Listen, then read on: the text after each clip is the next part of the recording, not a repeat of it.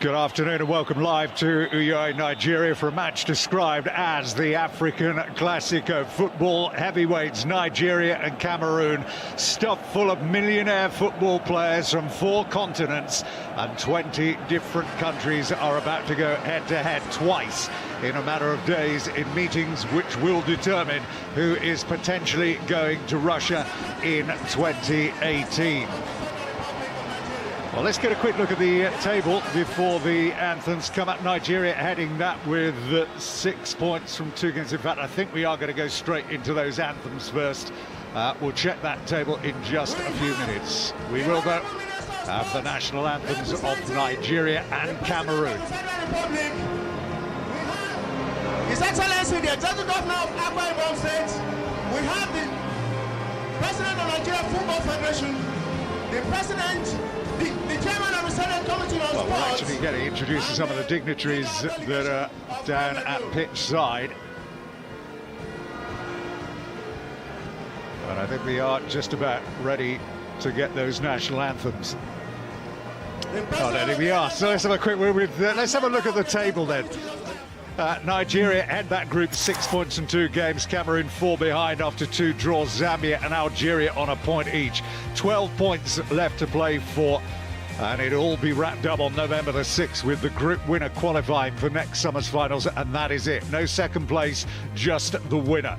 But what a year of contrast so it's been for these 2 nations, with Cameroon winning AFCON back in February. Despite results in Confederations Cup later on in the year, there was plenty for Bruce to be happy with. As for Nigeria, there was no Nations Cup this year, and there have been defeats against South Africa and Benin. This, though, is all about the now. The big names are back, and it's been quoted they're going to be needing to play over the next 4 days the games of their lives to win both. But legends like Amaniki, who've been talking on the eve of this game, saying glory is attainable. Efren Okoku is alongside me. Is glory going to be attainable here today? Just about, I think. You know, Nigeria can take a firm stranglehold on the group, with the other 2 in the group right now, Zambia and Algeria on 1 point. You'd imagine they'll be scrapping to finish best of the rest. And second, you know, is the absolute best, I would think.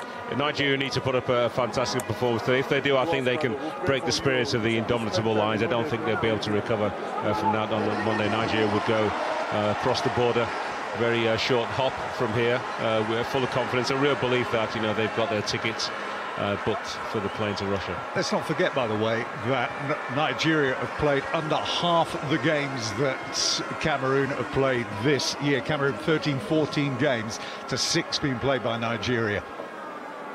I don't think that makes a difference, really. You know, the players are back in pre-season training now. You know, fully fit. You know, revived after quite a few weeks off, and fresh. Played a few league matches, almost all of them. So they should be feeling really good about themselves. And I think I think players are grateful of that rest. So I don't think there's any advantage to playing more games. And now then, the national anthems.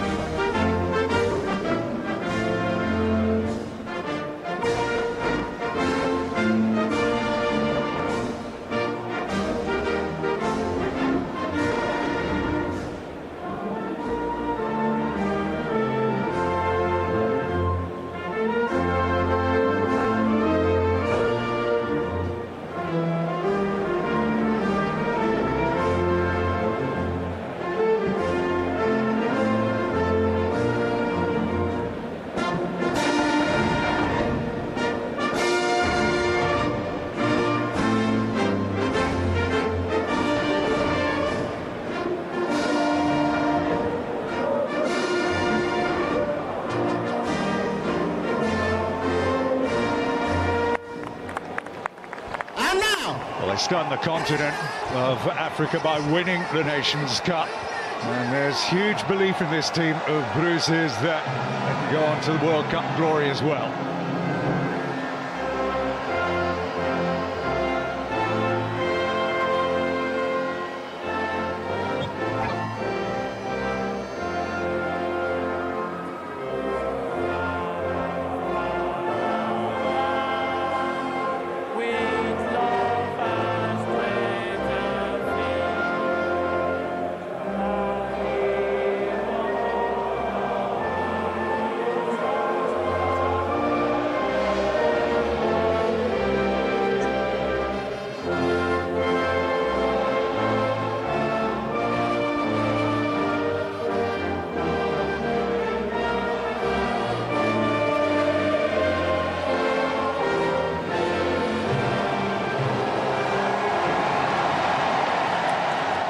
Great atmosphere, as you can see. Operation Cameroon Must Fall is in full swing here. Well, let's get a check then on the two lineups here today, beginning first with Nigeria. And after missing key names for the defeat by South Africa, the great and the good are back. The two first choices in goal, though, unavailable. Zenwa, the 28-year-old, making only a 9th appearance today. Elsewhere, Mikel Obi is back in midfield. Victor Moses returns. No, it won't be up front. Iheanacho's only going to start on the bench today. Igalo's return to form in China means he is being rewarded with a place in the starting lineup. But both of these nations have got questions to answer as far as their media and fans are concerned about the number of goals that are potentially in these teams. As for Cameroon here, virtually the team we expected. A couple of minor alterations. Liuko replaces Mabuka at right back. Nagamaleo is in for the Zoom in midfield. Those the only two changes from the team who were beaten by Germany in the Confederations Cup earlier on this year. Well, as for who's expecting what here, Yona Rua, the technical advisor, or the technical director of the Nigerian team, is saying that on paper Cameroon are a better team, but he strongly believes that with the home backing that they've got here, his team have got what it takes to win. A lot of talk, Effin, about the venue that they're playing in, and some people say, listen, it's about time we got out of here because results haven't been good here. Yes, you know, there can be that little bit of superstition and fear when you've not played well at a particular venue. I always feel, you know, the players just have to find a way through that, have to fight through it, you know, overcome their insecurities, if you like. And if you feel like you've got, you know, good enough players against the opposition, you know, it's a matchup. And then I think, I don't think those superstitions hold too much weight, to be honest. As I said, up to the players to work their way around it and win. You know, once you win a few games, and then, you know, people will forget what's gone on in the past. Well, he did give reasons, actually, for picking this particular venue here, which is the venue of choice. Now, one is because he said the playing surface here is the best in Nigeria. Quite simple. It looks as if it's cutting up a bit from what we can see here. Yeah, we've had some rain as well. Yeah, which is also going to just affect things. Hugo Bruce, who came out of nowhere, took this job when he saw it advertised on the internet, decided to actually go online and apply. He did. And a nation is forever grateful that he took the time. Just imagine if he'd gone out for a Starbucks in the afternoon before he filled it out and missed it. That's called fate, isn't it, Tim? One thing I will say about, you know, playing football at the stadium, you know, there's a great atmosphere that's generated. Games at the National Stadium in Abuja, you know, can be a little bit soulless as well. If the team's not playing well, the fans don't particularly get engaged, it's not always sold out. But in this region of the country where football is, it's a real hotbed in terms of producing footballers over many decades, and then we tend to get a very good atmosphere. Very true, and that was the second reason that he gave, and we are underway then here on what is a big day for Nigeria. Missed out on the Nations Cup. The World Cup record is very good, much better indeed actually than Cameroon.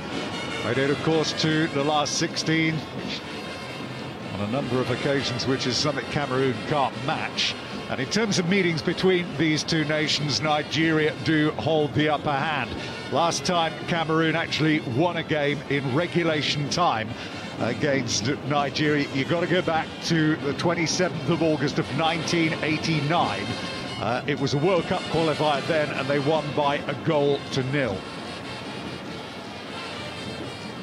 They do pick their moments, as those of you who are seasoned watchers of the African game will tell you. Whenever it comes to Nations Cup time, that was a very poor header.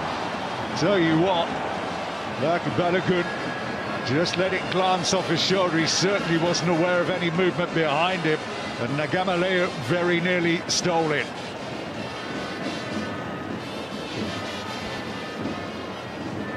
A few early moment nerves.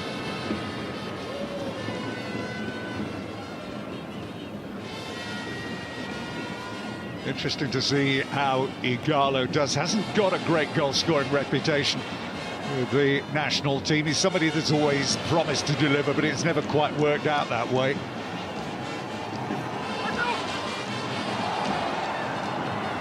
Nicely laid on ball, that is, and the cross in the end from Liuka, not quite good enough.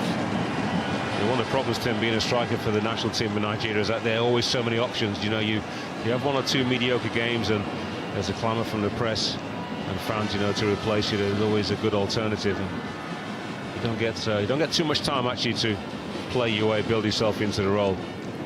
Well, they've had real problems in terms of goalkeepers, haven't they? The much publicised illnesses, and Ikeme, who's recovering, we believe, and Enyama, who they were talking about bringing back into the fold. He's not recovered in time from injury either, so it's a lot of inexperience there.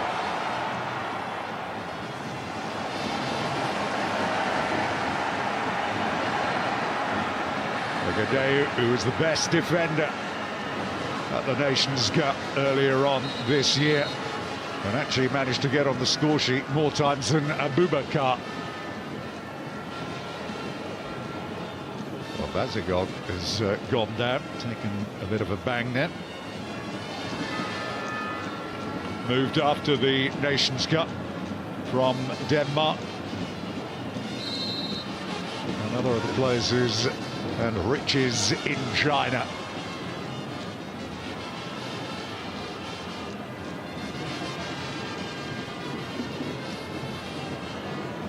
As a truce ball. I believe there's a very good reason, actually, Tim, why Nigeria's got a much better record against Cameroon in the last 10 or 15 years. This used to be a very physical contest throughout the late 70s, 80s, in particular late 80s, up until the early 90s. Nigeria used to play with a lot of force against Cameroon, who could always match the Super Eagles and always had a little bit more guile and patience as well, and especially in the final third of the field. So Cameroon always felt as if, you know, they had Nigeria's number in big tournaments, in the Cup of Nations especially. That changed in the mid-90s. Nigeria had a group of players that were able to have the skill level. There was good depth as well, and as a result, you know, the style of Nigerian football altered, and I think that's been one of the key reasons why the Super Eagles have mastered the Lions in recent times. This is Anguissa.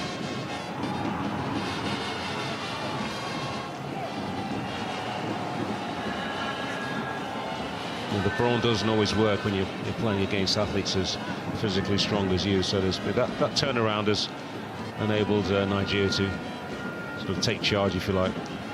It's important to talk about the referees in these occasions. Gihang Grisha of Egypt and Baba Gazama of Gambia are those in charge today. That's Anguissa. I think he got a bit lucky then. Dipping volley in the end from Nagamaleo. He struck that well enough, didn't he? Elderton and Chijile thought about trying to intercept with the head. It was a good job he didn't, actually, because it would have given Galemu just that little bit more time. Just tried to lob that over. A bit of pace onto it. Didn't try and hit the ball too hard.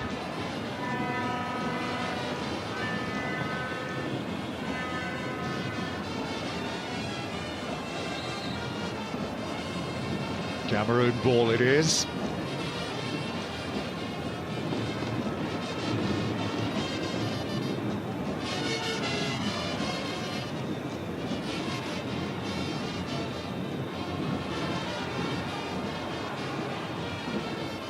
Chijile getting his foot in. All over the field in these early stages is the number 3, Anguissa, as Igalo putting himself about.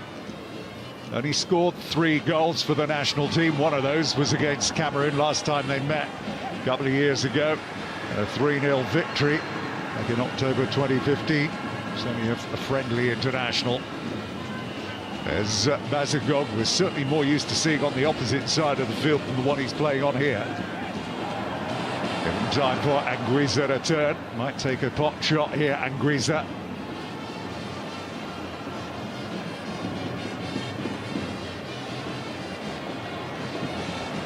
This is Obi Mikel, 5th most capped player of all time for the Super Eagles is John Obi Mikel.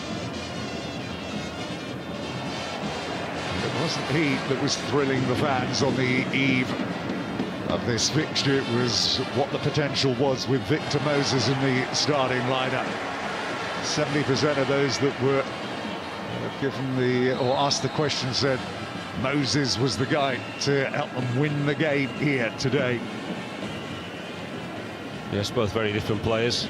Moses is the one of the game breakers. A little bit more freedom when he's playing for the national side as opposed to his Chelsea role in the last season, in particular as wing back. He'll be on the right side, but he will come in field. I think he probably enjoys this a bit more. Most definitely. Given away to Anguissa. Seeing a lot of the ball, as we said. Abubakar waiting on the edge of the penalty area. Attacking players by nature, Tim, don't want to do too much defending. If they can get away with doing nothing, they'll be quite happy. Of course, there'll be gaps you'll have to fill defensively when Cameroon have the ball, and they've seen a fair bit of it as well, the line so far. The defensive line for Nigeria has been a little bit too cautious. They've stood off, they've actually dropped back off a little bit. There's been no pressure on the ball. They've probably not felt they've had the opportunity to actually push up and try and play offside, try and play a high line. Test then coming for this keeper here, Ezenwa.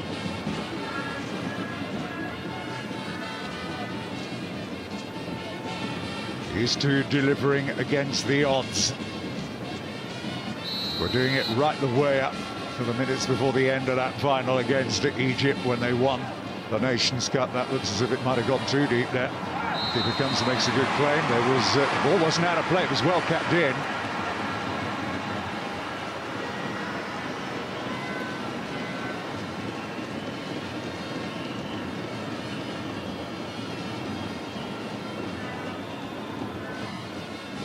That ball was in. Abubakar was hunting, hoping someone would drop. Always likely to get penalised in that situation. He's a player they've got to keep firm eyes on from those positions. As we said, it was twice on the score sheet from set plays in the Nations Cup. Well, they give away another free kick here. No, Mikel's not really making any attempt to play the ball.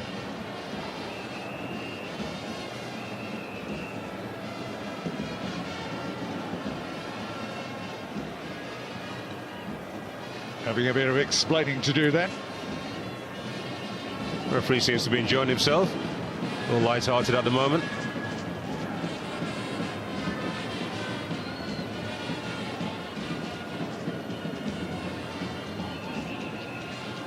Kanjo once linked with Liverpool a few years ago. Certainly the man of the match in that final against Egypt back in February. They go very deep yet again, and under pressure once again was Juste Ekong, and Obi Mika back there getting involved as well. When you're deep like that, Tim, it's so difficult for the goalkeeper to come through and punch any ball. Sometimes got to clamber over his own teammates, their jerseys. So Tekeyu also in there with Nagajri. And there's Zenwa. At least he's got two on the line there as well.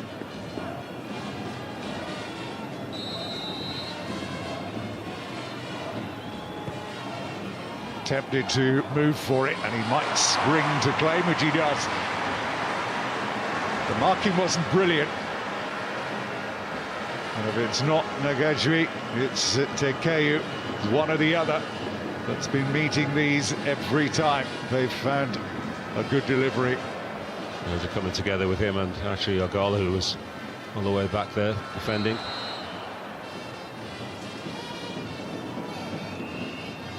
As Ndidi got the upper hand at the moment, Cameroon.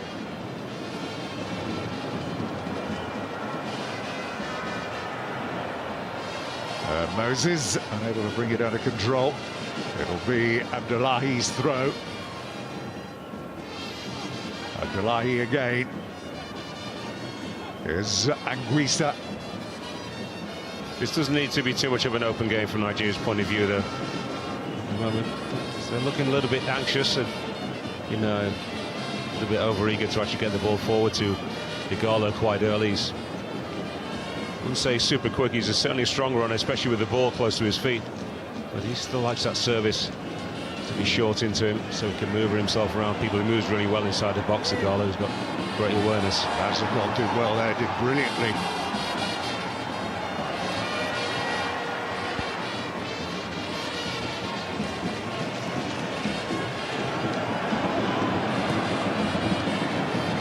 Ekong again, just having to get it downfield, fairly aimless.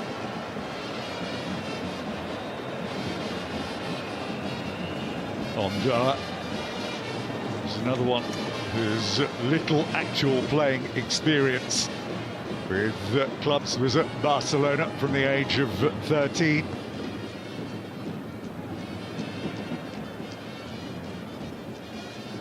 Never really made any headway there.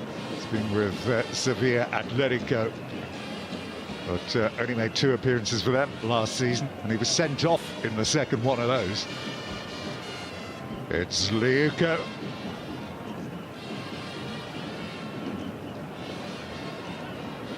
And again.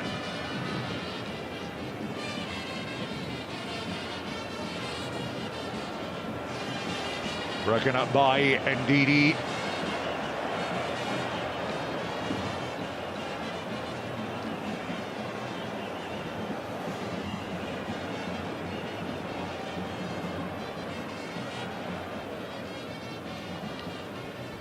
Second. Igalo going through the middle. This is Moses now. Chance to run at Liuko. He is very quick, Liuko.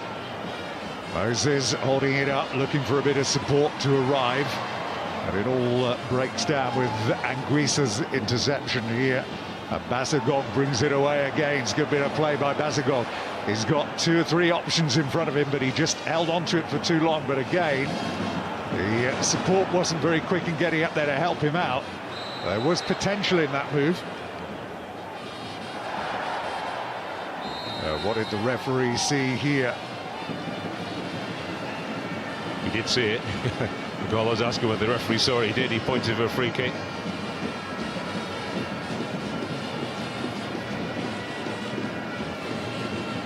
Well, they have shaken things up a bit out here on the pitch, Cameroon, with Liuko starting as a left full-back here today.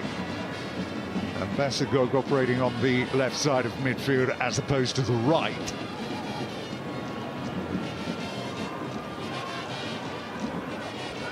But maybe set plays could be somewhere Nigeria could profit. The entry is in there, Ondoa attempted to come for it, not a great punch by him. But it does just enough to get it away.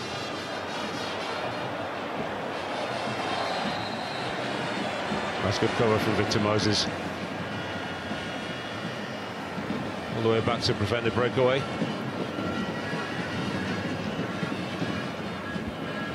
And just that little bit bitty at the moment, I feel, Tim. It's both sides probably a little bit anxious as well. Not wanting to just sit and allow the others to get into the tempo for obvious reasons. Leading to Abdullahi. Lovely ball to pick out Moses again. Shows too much of it to Liuko.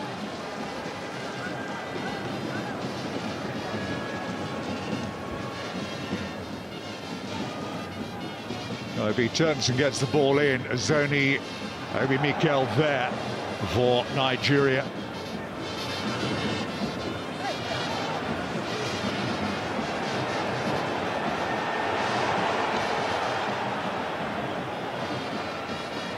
Echigile into Victor Moses. And cheer goes up every time Victor Moses gets anywhere near the ball. There's Ndidi. It's Balogun.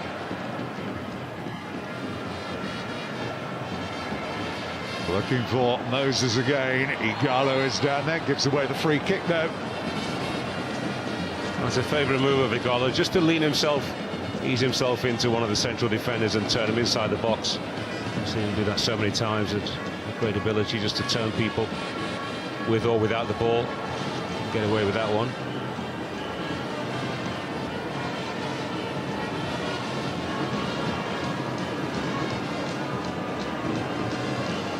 Well, they've got a full house here. They're expecting 45,000 in Yaoundé at the Omnisport Stadium, where they've rigged up a couple of big screens there for the fans to get a watch.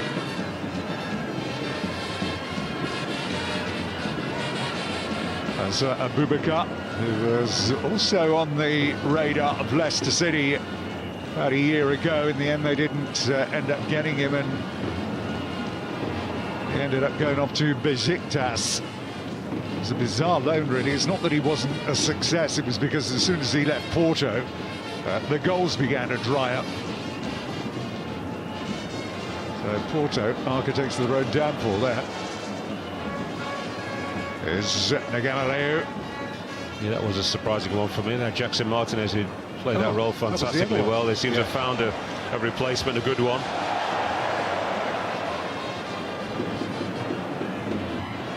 Still only 25 years of age. Tim, you know, they've not been the same since, have they? No, not at all. He's back though this year, and if you actually look at what he's done, he's got a hat-trick. It was on the second day back for FC Porto this season. It's fought by Ndidi, looking to pick out Moses, and he just can't keep it in play.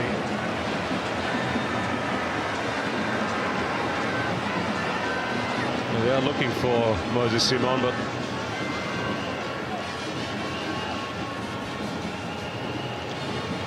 he was well. I think Serge Leko has actually handled him well so far. He was trying to make a breakthrough at Tottenham, did Moses Simon. Now here's Obi Mikel teeing it up for Victor Moses, and I thought for a moment then Obi Mikel might have had a go at goal himself. Well, despite his free role for the national side, John, Obi Mikel still not confident enough on that left foot, really. Should have just shifted out a little bit and fired away. Abdicated responsibility, really. Moses wasn't in a bad position at all. Best opening they've made, so Krill created, really, so far. Yeah, came to it pretty quickly as well. Wasn't a bad pass. Moses was just leaning backwards already. Just took his eye off the ball. A lovely piece of skill from Wilfred Ndidi. Just allow that little space to open up on the edge of the box. Yeah, 20 minutes played, nearly. It's interesting, trying to get in the mind of the coaches to try and find out what the game plans were. We'll just wait and see what happens here as Abdullahi makes the interception. Bruce let it slip, really. He set a point out of this game today and 3 points on Monday. He'll suit us fine. Here goes Anguissa, nobody with him, got to go on his own. Everything closed down. Liuko here. Going to be a free kick. Challenge on Nazi. Put this simply, Tim, I think, you know, Cameroon dare not lose. They can't afford to lose, and Nigeria dare not lose.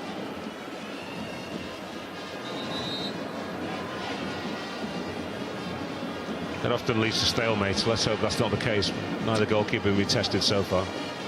Well, when you look back, they won that Nations Cup. They only scored 7 goals, and 6 forward players used. The defender ended up being their top scorer. So this never looked like being a game where there was going to be hatfuls of goals. That should be the keeper's ball on Doa. Back it comes to Onanzi, lets it slip.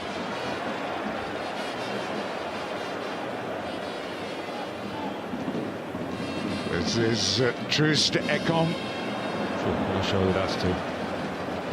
Centre halves have not started well enough for me. So I've been anxious, you know, you've got players who with more ability, 5-10 yards in front of you. If you can't find them quickly enough, you just start to get them back to the goalkeeper, play 1 or 2 passes alongside you. Keen to impress, I can understand that. As I said, a little bit nervy at the moment, some players in green shirts. Moses buzzing around, looking to try and profit on any errors. Anguissa, he just stab it through. His contribution has been steadily growing in its influence on the game going forward for Cameroon. Marseille player who only made his debut in March against Tunisia. Scored against Australia in the Confederations Cup. He was onside, he's unlucky there. Officials got that one wrong.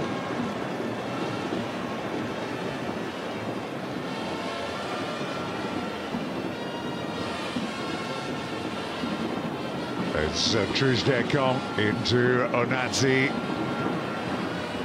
Chile isn't an awful lot of movement. Looking to try and turn there as Igalo gets a free kick. And the first yellow card of the game will go to Nagadjui.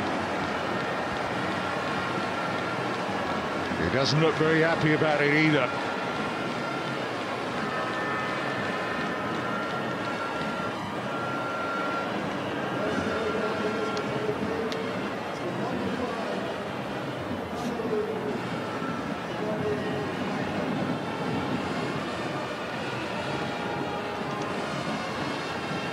And that yellow card will please Odion Igalo no end at all. He'll want to stick even closer now to the big defender.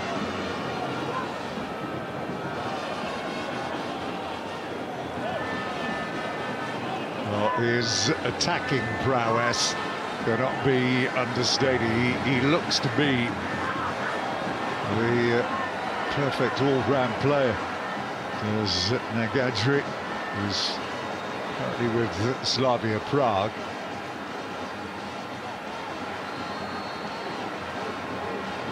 Obi Mikel is in there, Igalo is in there, Balogun is in there, also is Truz-Dekong, the big number 5 is there. You can see Balogun looking to try and slip away behind Abubakar, who's gone back there to do some defending. Didn't need a touch. Nigeria have the lead. No, they do not. I thought that got a touch off of someone on the way. Well, the flag goes up. Well, in need of an explanation is the captain.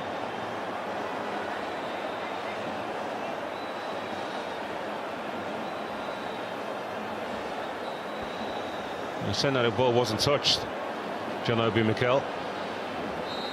This will tell us certainly whether it was offside or not. Well, certainly Igalo is offside. He certainly doesn't touch it. Well, flag up and Igalo. Oh, said just a couple of seconds ago, is it potentially going to be a day when set plays could be the area Nigeria cause most threat? Two inexperienced goalkeepers here. Who is going to take advantage of one of them?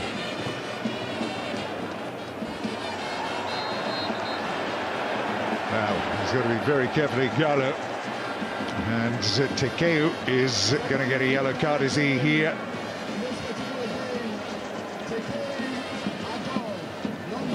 Well, he is. So the two central defenders on yellow cards inside 25 minutes here. And that could really cause a couple of problems for the remaining part of the game. What do you think about the card? It's expected, to be honest. You've just seen your central defensive teammate booked a couple of minutes ago, getting too close to Igalo, being rolled and then bringing him down, and now you platter through the back of him. Even if you get some of the ball, it's got to be such a clean challenge, Tim, before the referee's going to allow you to get away with that one. Igalo's a slippery customer. He can't turn you there and run towards goal. There's a couple of players in yellow shirts to cover for you. Well, just a bit too much pace on the ball, but Nigeria having their best spell in this game. Big weekend of African action coming up for you, beginning obviously here today, but tomorrow at 9 p.m. Senegal against Burkina Faso, that live World Cup qualifier on BT Sport 1 HD live. Then you can see the return of this on Monday at 6 p.m. That's on BT Sport 2 HD. And then on Tuesday at 6:30, it's Ivory Coast against Gabon, live from 6:30 on 2 HD.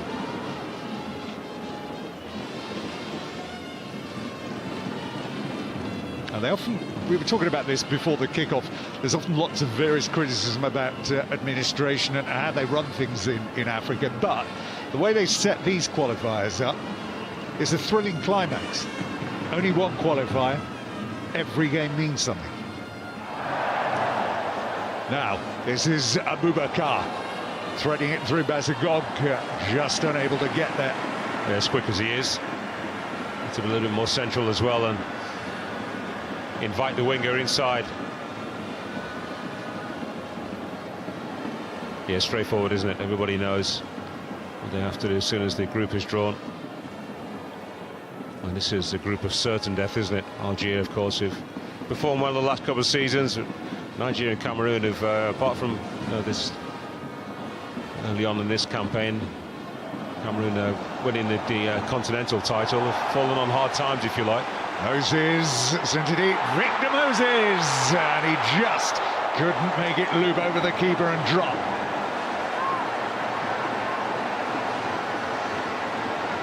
Applauds it, and they applaud him. Want to see a bit more of that. Basically, the message got a bit fortunate. First thing that Liuko has done wrong, really. Yeah, it's a good ball from Moses Simon. He does well, actually, Victor Moses, to get a decent header onto that. Not noticed for his heading, but it's a decent attempt. He too got on the score sheet in that friendly victory a couple of years ago against Cameroon. Moses Simon over the top. Igalo gives JC it. Has he got the strength? Yes, he has. Can he get a finish? Yes, he can. Nigeria lead. Indecision at the back for Cameroon, and it is pounced upon, and Ezemwa leads the celebrations at the other end, and the crowd erupt into noise and celebration. Good finish.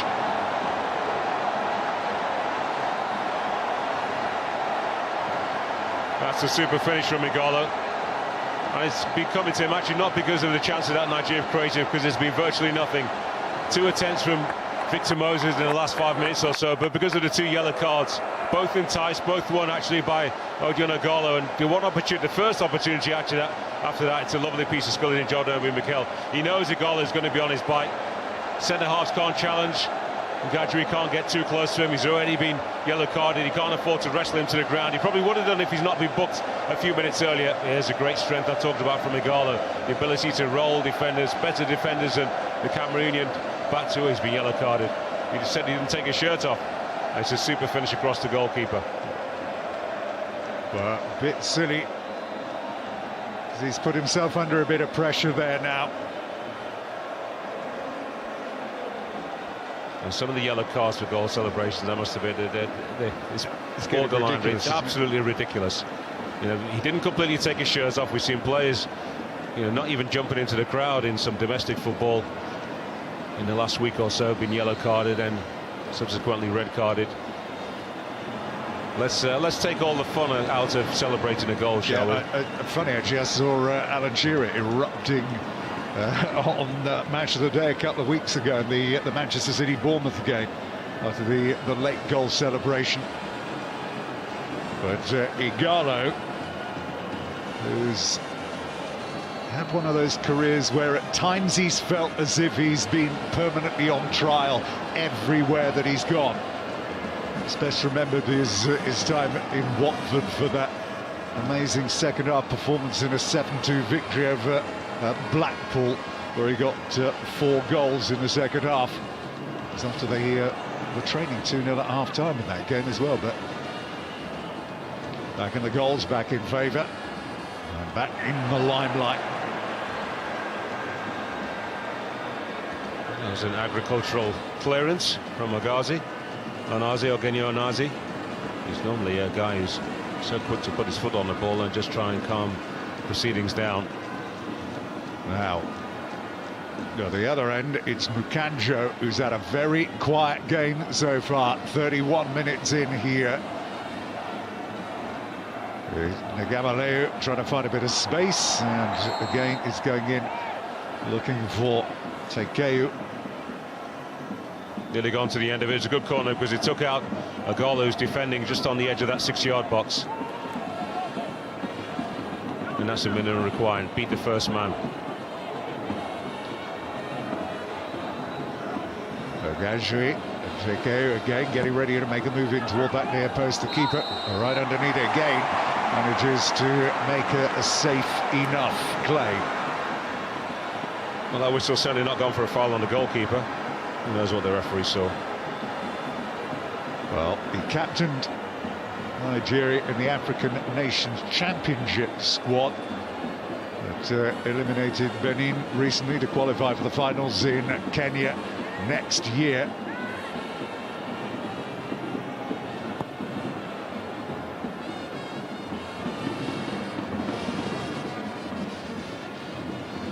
Okay, again getting involved.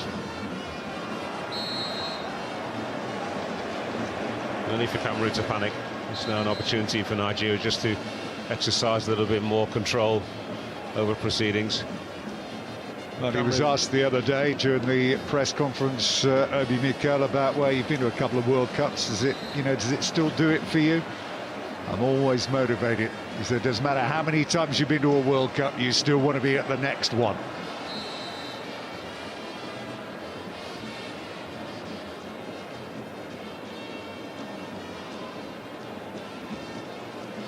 Yes, despite the glamour and glitz of the Champions League, I don't think there's any player really who doesn't want to go to a World Cup.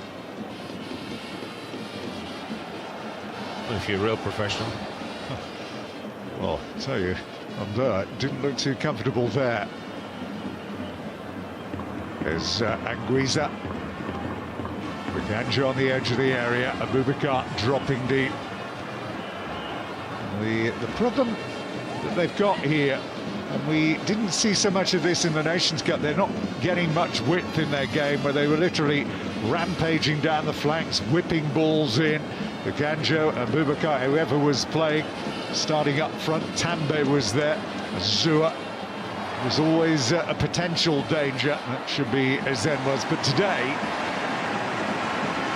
there hasn't been an awful lot to suggest that they've got what it takes to score goals here.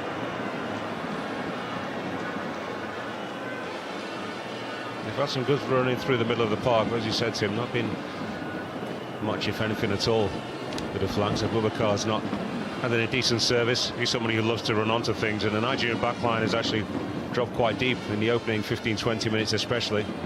That makes it difficult for him because he doesn't pick up too many balls and turn and run past one or two defenders. Victor Moses. And no reason, of course, at the moment, with Nigeria taking the lead, for them to now push up and squeeze the play, because they're quite athletic in the middle of the park with the line. So Nigeria midfield, John Obi Mikel, who's a little bit further forward. Generally, probably not his responsibility, but Onazi and Ndidi in particular will have to track runners anytime there's anybody making that burst beyond them. And you can see Leuko never needs more than one invitation to get forward. Yeah, it reminds me a little bit of Arthur Bocker. Oh yeah, yeah. Ivorian international. Similar sort of stature, probably a little bit taller. Great coming forward, lovely technique, super strong on the ball.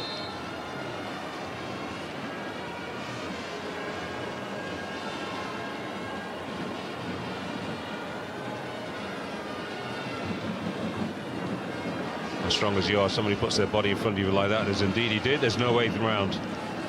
10 minutes to go to half-time here in Uyo.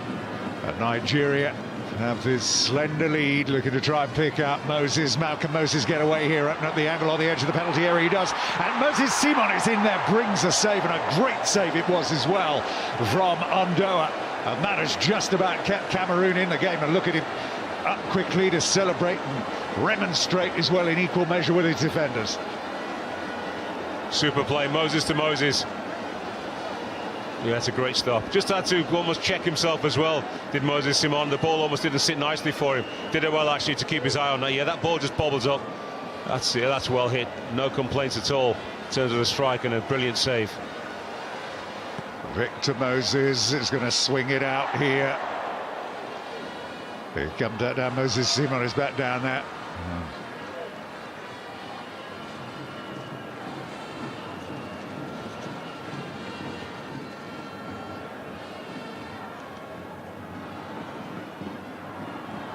Getting stuck in again is Igalo.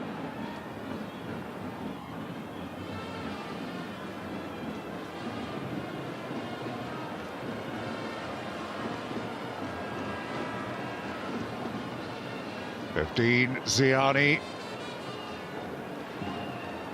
Little step over there by Ngemaleu. Started off brightly, had a couple of decent attempts, Ngemaleu, but he's faded a bit.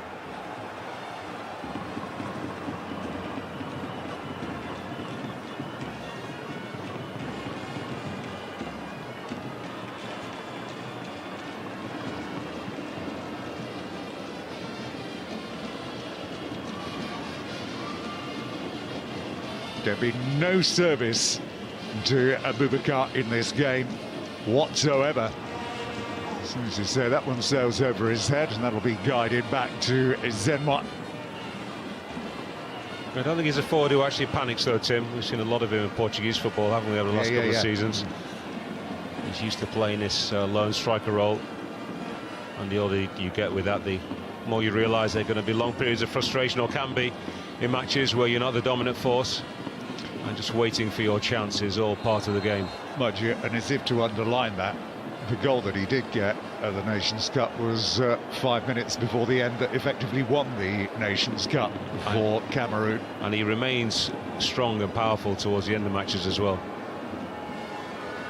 Many question marks, if any at all, about his stamina. Yeah, robust challenge, wasn't it, from Gadjui and Gadjui.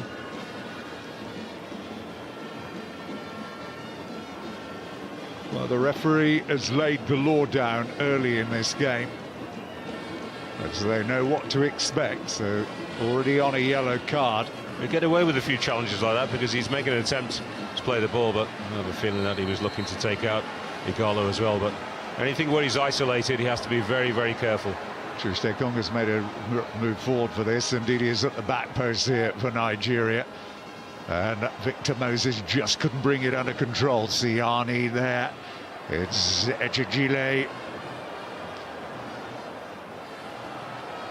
I think I had to try and put some pressure on, but Nigeria do very well indeed there. And that's back to Abdullahi.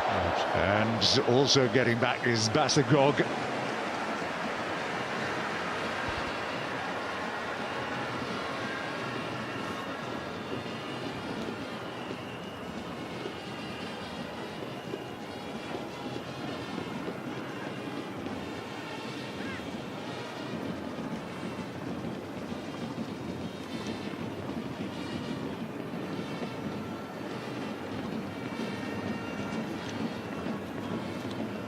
Well, they usually like to try and pick the coaches out at certain stages in games. We've not seen too much of Rua or his head coach, Salisu Yusuf.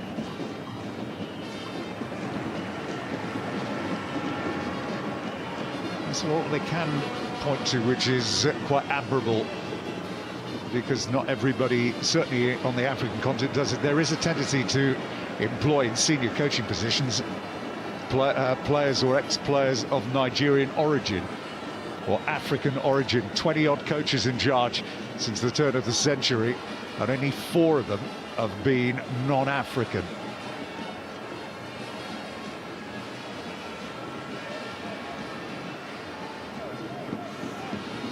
So in it goes by Ndidi Ndoa.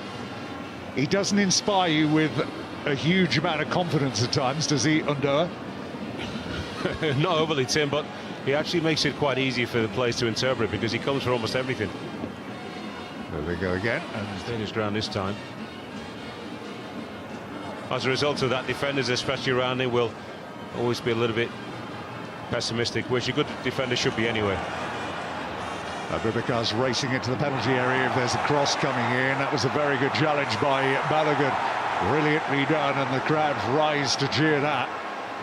As Obi Mikel turns beautifully, and Victor Moses is off on his way. Igalo is in there as well. Victor Moses has got to lay it off, and Moses really will be hoping now that doesn't come back to haunt him. That was the moment. What an opportunity, what an opening, but what an error. Lovely play once again. John Obi Mikel turns his man and sets Victor Moses. That's the way he should have played it across. He just gives Big Adolfo took out the opportunity to get back almost level with him, and then it's got to be an inch-perfect pass. It wasn't, and the ball was cut out. Early delivery to Igalo, and surely that would have been 2-0. Well, Nigeria could quite easily be 3-0 up in this game if Moses Simon had scored as well. 3 great chances they've had here, and still just the 1 goal. It'll be Victor Moses. Igalo leaves it, Mikel's in there! Well, what they couldn't do the first time, they made sure they did the second. He's been the best player on the field in this first half, and he rounds off a great 45 minutes here with goal number 2, and he can rest easy for the moment.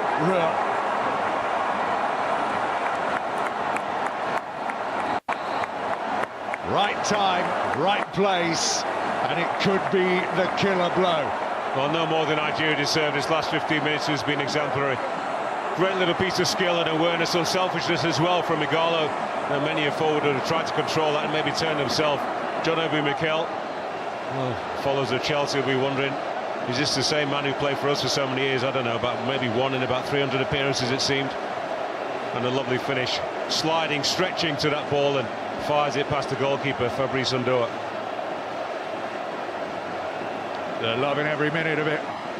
One of their favourite sons, John Obi Mikel. And he go back in time, 2005, when Nigeria made it all the way to the final of the World Youth Cup, the Under-20 World Cup. He was voted then the 2nd best player in the tournament. They got to the final, they lost against Argentina, and the only guy that performed better than him on that international stage was Lionel Messi. Victor Moses. Still going Moses somehow. And maybe some of the focus will not be attached to him, because you can imagine going in, if they'd have gone in at 1-0 up, he'd have had a bit of explaining to do. Yeah, I think Rona would have been very disappointed if that margin was so slender. Who knows, it may well be. May well still be Cameroon on the attack. But in truth, so far, Tim, as we've discussed already, they've not shown enough in the final third. That great at home for that little bit of magic in the final third, from the flanks in particular, has come from the home side, Nigeria, so far. Well, they had a fairly decent opening with Cameroon for about 7 or 8 minutes. I imagine there's a little bit of nerves about the place, but Nigeria have grown steadily into this game and have been the better team for the majority of this first half as we come into the final exchanges of the first half. Well, quite simply, for me, the 3 most vaunted players for Nigeria have stood up absolutely big time and produced some brilliant moments. John Obi Mikel, Odion Igalo and Victor Moses.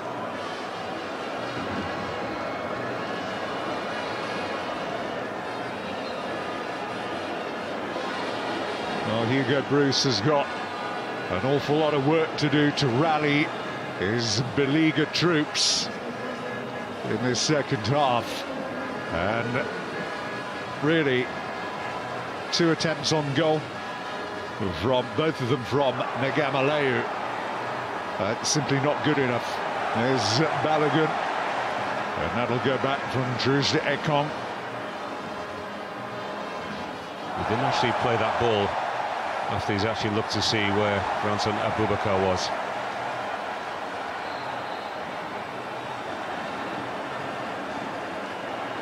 He's pushing it, isn't he? He is. Adolf Teku. Mind you, he's got to be careful as well, isn't he? If the referee thinks that he might have been doing a bit of play acting, but certainly not in that instance. And again, that looked like it might have come off his hand then.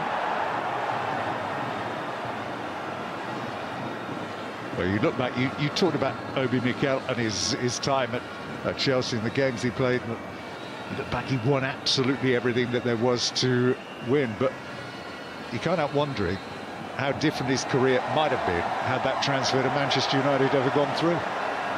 There we go, end of the first half. Thriller-minute stuff if you're a Nigerian fan. 2-0 they lead. We're going to take a short break. When we come back, we'll look over some of the key moments then of that first half. Welcome back live. We're in Uyo. Lots of joyous-looking Nigerian fans around the place because they lead 2-0. Tuesday evening, we have some of this. England's under-21s against Latvia's under-21s. That live from 7:30 p.m. on 1HD, also available in 4K UHD. Let's have a look at the highlights then of the first half. Fair to say as well, Efan, that Cameroon didn't have a bad start. Looked to settle well early on. Yes, not at all. Certainly the more positive of both sides. Just saw more of the ball. Gamaleo with a shot, not too far over the goalkeeper, and indeed over the crossbar. Ikechiku Ezenwa. And that came as well, just a second or so, when Balogun very nearly played in Abubakar. Here's the disallowed goal. Igalo was offside.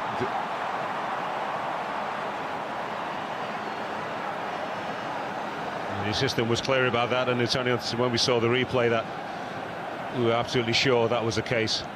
Certainly doesn't get a touch onto it. More chances with Moses. Got ahead there of Leuko. And Victor Moses, you can see, racing in to arrive at the back post. Should he have done better there? I think a more accomplished header of the ball, maybe a bigger play, maybe would have been disappointed if he doesn't get that one on target, powered it back across the goalkeeper. Just a looping header indeed over. Moses not noted for his goal scoring, not with a head anyway. Wasn't a bad attempt, I won't be overly critical. And then here is the goal. Here's the best player of the first half, Obi Mikel, with that ball in. Agadair, we knew had already been yellow carded. Great strength shown there by Igalo. Yeah, neither of the centre half team actually wanted to really tackle him, did they? Teku or Ngadjui. They've both been yellow carded, a few minutes in between each other, after each other. And Igalo just muscles Ngadjui out the way. And as I said, he uses his body really well. That's a great turn. Just a little touch, he's not too far wide of him, onto his left foot, and strikes it past the goalkeeper. And then Moses picks up Moses with a beautiful ball. Give credit there to Ondoa. Yeah, it's well hit. It's at a good height actually, but he's actually leaning towards his right, because most of the time you'd actually be looking to slide that one back across the goalkeeper, across the face. So great reaction to push it over the crossbar. And in again, and this was the moment we thought that Igalo with his arm raised was going to set up for goal number 2. But again, I suppose give credit to Tekeu this time to get back there and slide in and make the interception. Yeah, Moses gave him the opportunity. It was a well-timed slide, but from the resulting corner. Brilliant. Absolutely brilliant that was. Anguissa got caught absolutely flat-footed and cold here. Yeah, lovely little dummy at the near post from Magali. He knows he really can't do anything special from there, and Mikel with a wonderful finish. Good stuff. There we are then. Nigeria lead 2-0 at half-time. What's next for Cameroon? We'll find out very shortly. Don't go away, we'll take a short break. Welcome back then to Uyo. These are the scenes that greeted Nigeria as they left the field at half-time. 2 goals. That was Obi Mikel's goal. And a very, very happy man. Big question, I suppose, is going to be Efan, whether they make any changes. Now, tomorrow evening from 5:15, Tranmere Rovers against Dover Athletic. That's in the National League. It's still hard to think of Tranmere Rovers, isn't it, not being in any of the 4 professional divisions. Yeah, I agree with you. I'm not getting too excited over though, Tim, as you are. I remember Johnny King having them very close to getting promotion to the Premier League. Unbelievable. Anyway, not unbelievable here. There is a change that's been made.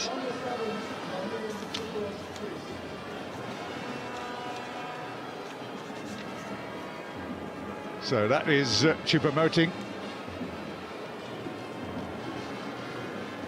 I'll wait and see who it is that is going to come off here, but they need more bite.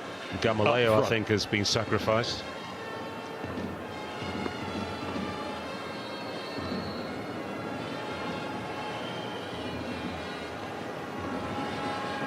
So what type of response are we going to see from Cameroon, the African champions?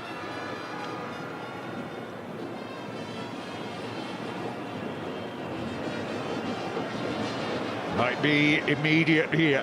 There's a lot of space here. Where's Abdullahi? Seen Luko go on the overlap, and that is easy for Azenwa. Very, very brisk opening exchange there. Yeah, sloppy start to the second half from Nigeria. Exactly what the coach would have been impressing upon his players at half-time.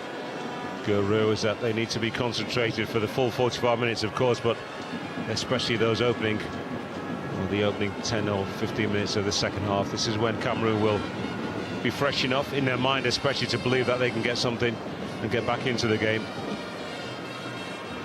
I was reading a piece with some of the multitudes of politicians that usually come out around these times in Nigeria, talking about trying to get on the back of the football team, and the chairman of the Senate Committee for Sport said there really is nothing about this Cameroon team. It isn't anything special.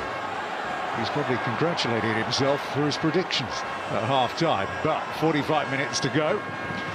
Igalo waiting inside the penalty area patiently as Onatsi swings one in. Well, they are the defending champions of the continent, so they're a pretty good side. I like it when politicians stick to politics. Yeah. Well, there's all sorts of subplots being played out in the press. You might remember Issa Ayatu still angry at his removal of as CAF president, and there was a feeling that he thought that Pani, the Nigerian FA president, played a key role in that as well. So there was another reason for them to get at here and do well today. Yeah, the rivalry between Nigeria and Cameroon is sometimes a bitter one. It's a very intense one. It's a healthy and more respectful, more friendly rivalry between Nigeria and Ghana. No doubt about that. There's lots of connection between the two nations. This is Siani right through the middle. That was a good piece of goalkeeping by Azenwa. May not have actually got hold of it right away, but he did enough to push it away. Is Anguissa, as Cameroon just turn up the heat a bit here.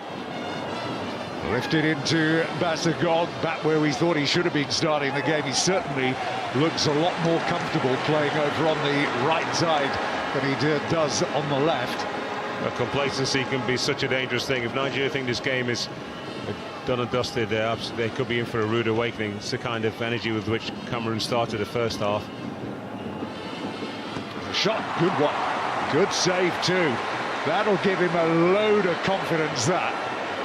And the player we said keep an eye out for, Anguissa, because he was very heavily involved in the opening exchanges, and again there. That was a great strike, wasn't it? It was almost casual in the end. Yeah, it's all about the technique. Just a little bit of a touch as well off the backside of Wilfred Ndidi.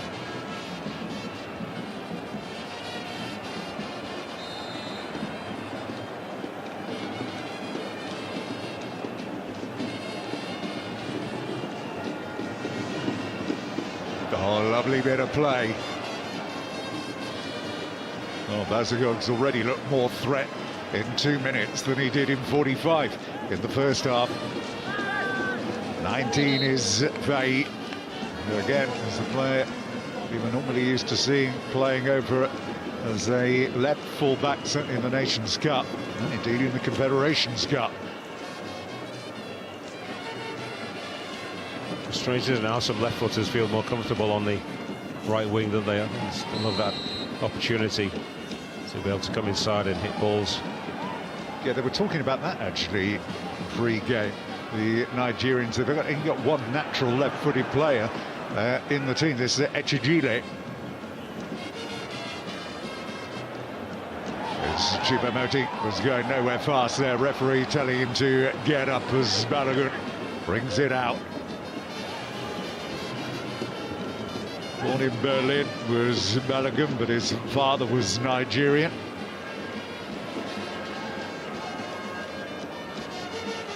He had something of a memorable debut. He came on for Yobo and was injured after 20 minutes and fractured his foot, and he was out for months.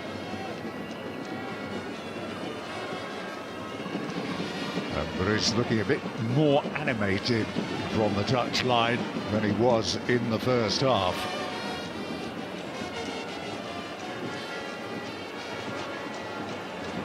There's Anguissa.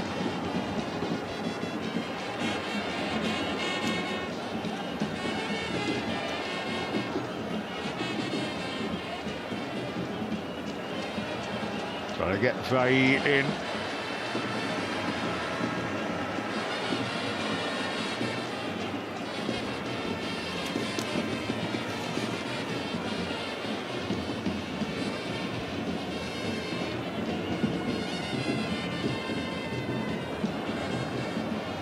Lovely body. Oh, what a good recovery.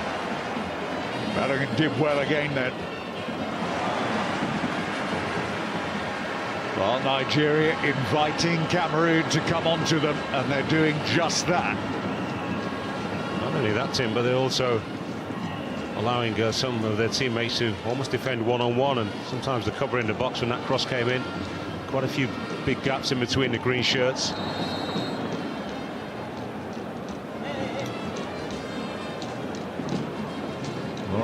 Knows his way around the continent of Africa. He's been coaching nations since 2010 with Gabon and Niger and Burkina Faso before he came here, but he had an established record as a club coach as well, perhaps best known for his time with Bordeaux back in the 1990s. Was worked with Zinedine Zidane. Then here's Igalo. Again, you can see the movement off the ball from Moses running into those spaces. Yeah, there weren't too many options for him. He decided to go for the centre forward and then he'd stand and just admire the pass. Not looking for support. I think he's a little bit lucky there.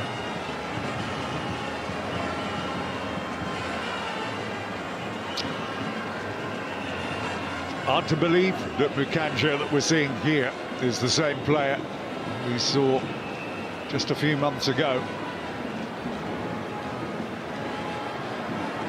Set plays are a worry, no mistake about that.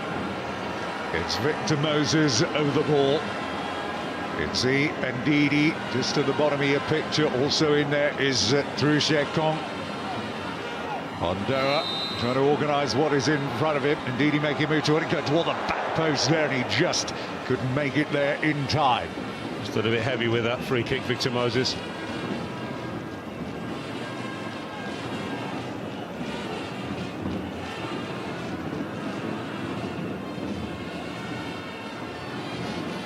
There's been good energy and urgency about the way Cameroon have started the second half. And we always talk about it, Tim, in domestic league matches, but it's even more difficult to do it when you're playing on the African continent because of the heat. It's not always visible to the viewers at home, but I can assure you when it's humid, subtropical, tropical climate, very difficult for you to maintain that tempo. The crowd loving this little bit of showboating here as Victor Moses just couldn't bring it out there. Jijile has to get back into position as Hondoa.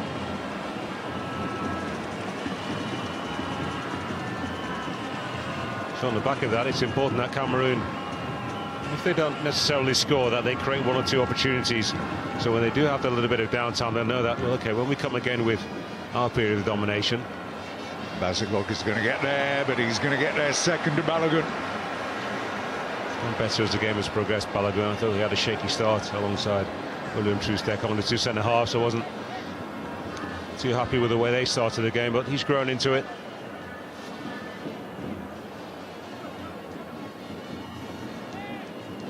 Forward they troop again. Nagajwi and Tekeu, the number 4 and 5 are the ones you want to keep an eye out on. Boubacar also in there, but again, just lacks any threat from this set play. You got a better chance at it here, Basigor. That's a better looking ball in there then. It'll drop to Anguissa, who'll hit it if he gets a chance now. They're going to open up play here. Nigeria can launch the counter-attack, and Victor Moses is away and running again. Now, where's he going to go with this? Moses has got Moses, and he's going to have to tee him back up on the edge of the area. He can get a shot in here, and there is a third, and that has got to be game over. Classic counter-attack from Nigeria. Victor Moses makes them pay. Just when you thought that that move might have been running out of steam, Moses picked his spot beautifully. Well, this is turning into a rout here. Well, that's just sheer star quality. Tim, we actually didn't see it from the beginning of the move, right on the edge of the box. The weight of the pass from John Obi Mikel to set Victor Moses up and running. It was only a 2 or 3 yard pass. People will say, well, there's nothing special about that, but if he overhits that ball, Moses then has got to be at full stride to try and keep control. And if he underhits it, Moses has got to check himself. There's the end product. Once again, Moses to Moses, this time with the finish. Unerring accuracy across the face with the sparing hand of Fabrice Ondoa. That should be game over. Well, this is beyond their wildest expectations here. Cameroon look a beaten unit here, unless there is some miraculous force majeure that probably take for this to turn around in their favour now.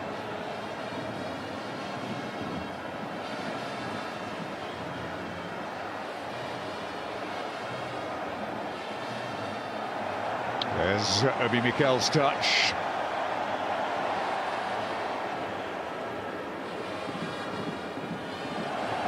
Balogun.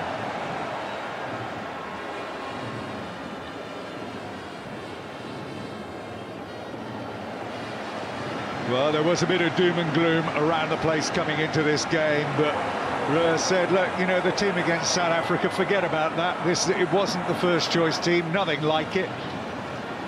The big names are back, and what a difference they have made.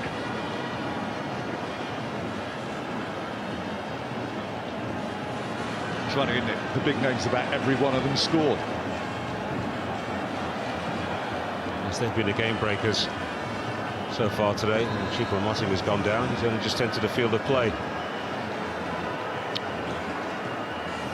Well, this really has been, I don't know about you, but this has been a real surprise to me how poorly Cameroon have played here today.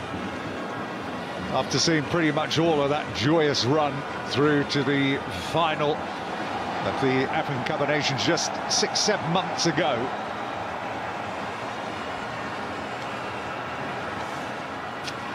Now, let's point you in the direction of more football action that is coming your way, because Senegal against Burkina Faso, that is tomorrow night from 9 p.m, BT Sport 1 HD, and then you see the return of this on Monday, Cameroon against Nigeria from 6 p.m, that's BT Sport 2 HD, and then the following day it's Ivory Coast in action against Gabon from 6:30 on 2 HD. Well, we'll just run through the goals again, and why not? He's able to control that ball as he's falling away, slipping actually, losing contact with the ground, solid contact anyway. Slot it past the goalkeeper. And we're going to get another change here. So Choupo-Moting lasts just seconds. And Dejoum is in.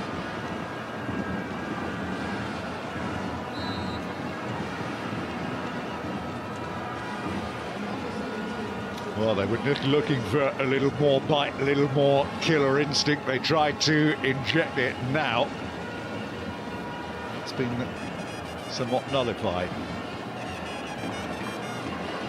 Well, it breaks your spirit when you are on top in a match and the opposition go down the other end and score on the counter-attack like that.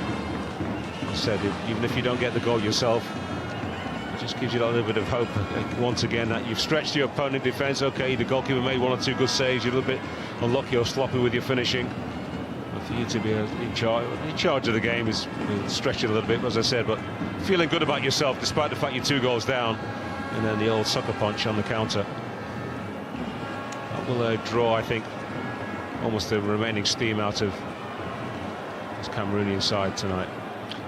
Well, although it's never nice to miss a major finals, and not being in the Nations Cup last time around was something of a bitter pill. The run they've had in the World Cup has been exceptional, really, over recent years. They've missed only 1 since 1994. And again, those early days, that first appearance back in 1995. We'll just see who's coming on here. Iheanacho. Iheanacho is coming in. if it's a hamstring problem for Igala, then there's absolutely no need to take chances. However slight the injury may be, if he's able to run it off, if it's cramp, who knows? Not with another big game again on Monday. I need a laugh and smile about Iheanacho into the game. Well, September's been a good month for him, actually, in recent years. This time last year, he scored 4 goals in 4 individual games, Nations Cup, Champions League, Premier League. So Igalo goes off.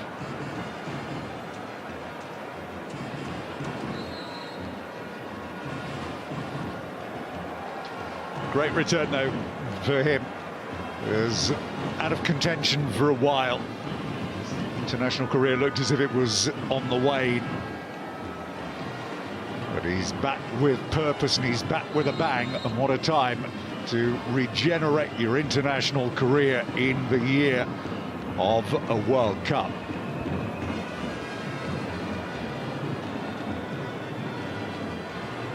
Yeah, it's not qualifying for the Nations Cup. It hurt the Nigerian pride, no doubt about that. The whole nation was disappointed with the way that qualifying campaign went. But you know, these could be good for you actually, just to reset. You know, there's a feeling of arrogance when you're one of the top footballer nations, that almost as if you've got a divine right to get there, and it's a reminder that you have to work for it. Lots of the smaller countries in Africa right now are getting themselves together in the footballing sense. And for Cameroon, actually, Tim, things have changed now. But they had a couple of very mediocre seasons. They win the Cup of Nations as not one of the favourites at all, and all of a sudden now the nation is expecting them to come to places like Nigeria and win matches, which they've done so before, but it's by no means an easy task. So for them to feel like they could probably just waltz up here and not lose and play an inferior Nigerian side, surely they were mistaken, and that's proven to be the case so far. Absolutely, and it's worth pointing out again, those of you that don't know, that the Cameroon FA has had huge problems in recent months, and their FA has actually been taken over and is being run independently away from them. So there are significant problems that they are having to overcome at the moment, and you never know, these things do trickle down at some point. Well, FIFA certainly one like that. They don't like any interference with football associations. Siani looked like a good run, just as he looked as if he was cocked and loaded to shoot this. And Ondoa's position does like to play on the edge of his own penalty area. Got to be careful, especially the speed which Nigeria have turned defence into attack in this game. Iheanacho doesn't quite have the speed, the strength, or indeed that. Oh, trying to catch out is Zenwa. Well, Faye suddenly coming much more into the game than he was in the first half. Actually retreating back towards his own goal is Zenwa when he deals with this ball. Iheanacho will still get opportunities with the 2 full-backs for Cameroon, Leko in particular in the first half, and Collins fine the right-hand side. He spent a lot of time going, moving forward, exposing the 2 centre-halves. Igalo was able to exploit it with his nous and experience. Iheanacho is quite that seasoned in terms of knowing how to expose defenders on field, so he'll want we probably need a little bit more time to work things out. Well, there's some real carnival football going on out here. You can hear the reaction of the supporters here.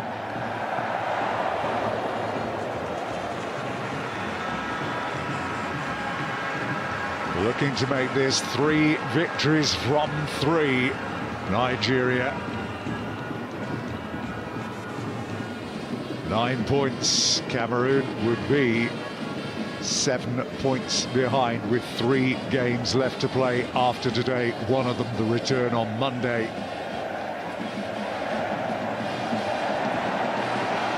Iheanacho starting to chase here. They've got to watch the bounce of the ball, and he's going to be penalised here. Deku getting the decision. He had a nightmare start to the season. Scored an own goal inside 5 minutes against Chartres at the weekend and got sent off 6 minutes later. In fact, 2 of their back 4 have already been red carded this season, because Faye was also sent off on match day 2 in Belgium this year. Makes very good reading if you are a Nigerian fan.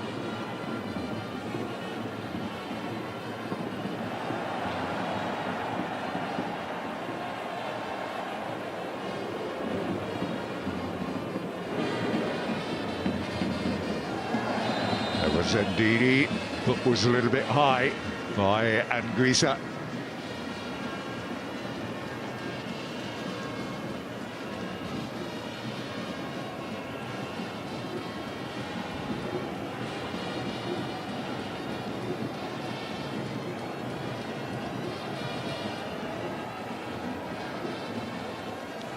Ndidi.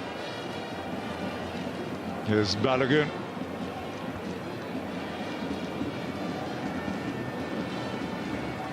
Ejejide. Not seen much of him in an attacking capacity today, Elton Ejejide. It's one of the rampaging fullbacks on the continent.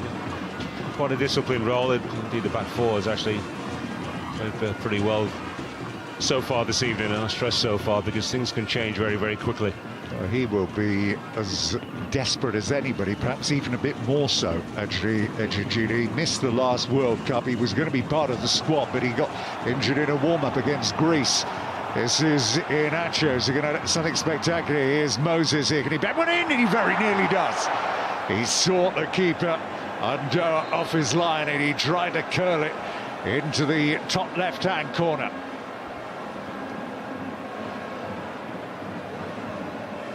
There's a smart attempt once he comes inside. Surprised that Iheanacho didn't make a move for goal himself. Pull the trigger, 3-0 up, a striker coming on.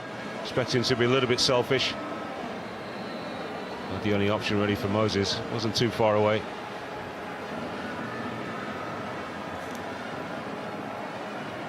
This is Agu. And it is Obi Mikel who is going to come off. And he'll get a grand reception as he does so. He was head and shoulders above everybody else in that first half. Yeah, fine performance once again from the captain.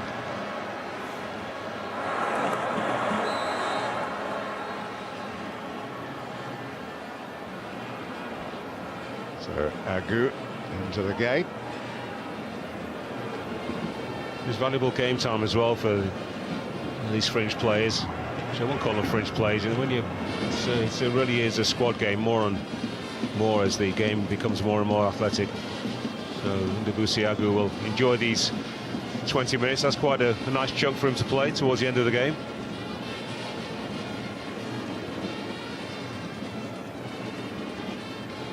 Fought by Siani, but again, almost half-hearted.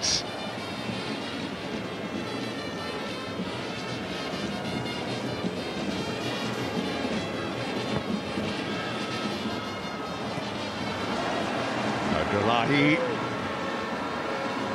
Bit of a heavy touch. Is going to be a yellow card, perhaps.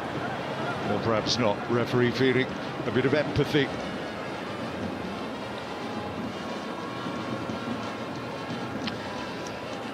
Well, he has soaked up all of the adulation in the early months of this year, Bruce.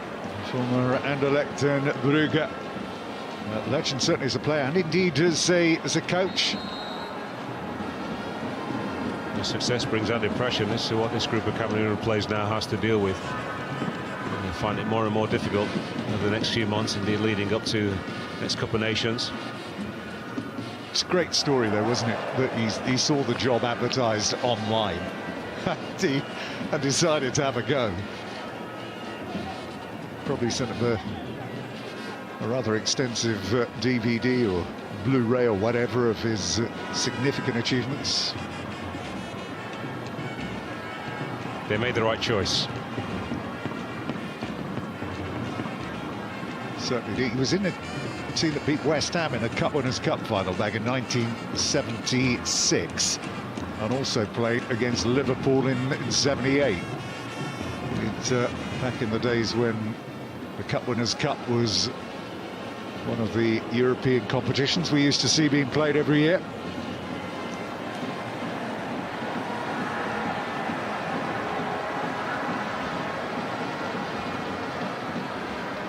There is the man looking to guide Nigeria into another World Cup finals. They've left so many indelible memories down the years. I talked about something before the start of play. I think Sunday Elise's goal against Spain was still one of my 1998 standout games there. But how close they came in '94 to putting Italy out before Baggio got on the score sheet.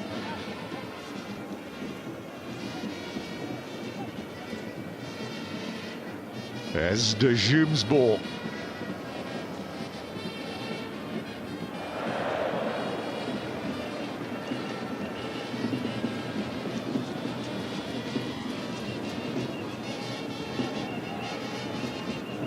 And De Jong again.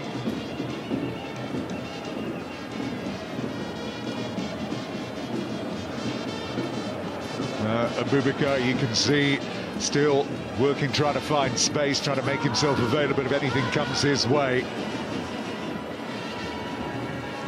And for a player who's in the form that he's in this season, it'll be a real disappointment for him that he's not been able to test any of these defenders, as that sails miles over the top. As I said earlier, Tim, he's a guy who thrives on balls that he can actually run onto, something to really get his teeth into. Absolutely. He's back to goal and turning people or making great runs across the face, people in the box. I've seen him score 1 or 2 goals like that, but it's not really his forte. As a result, he needs this Cameroonian side. You see their fans are pretty much flat at the moment. The Nigerian fans are just taking a little bit of a break. Yeah, seems ready for the celebrations at the end. I was going to say, I mentioned that to you earlier on. The stadium was opened here today from 11 a.m. in the morning. So it's been pretty much a party that has been in progress since lunchtime here.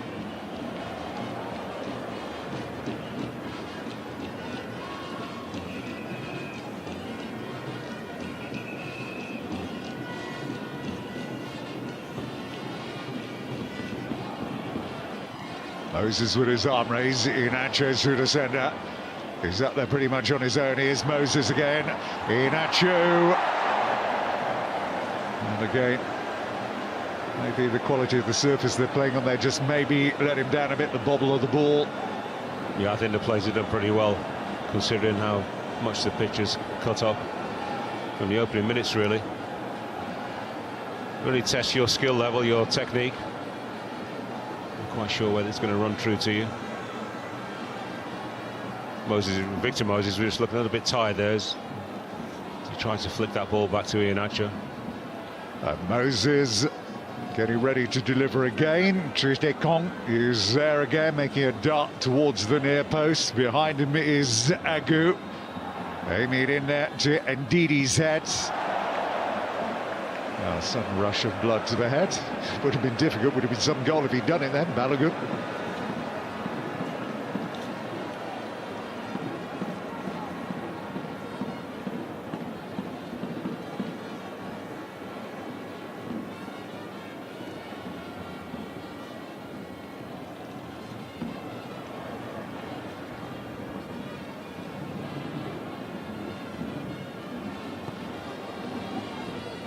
There's Nagadri. Then easy enough for Triste-Ekong. He was on the books of Spurs not that long ago, Triste-Ekong, but before he could get involved with the first teams or second teams, was shipped out to Groningen.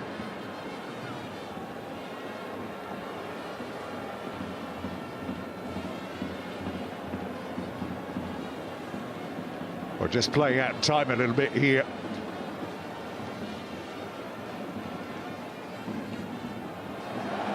Now Iheanacho, something to run onto.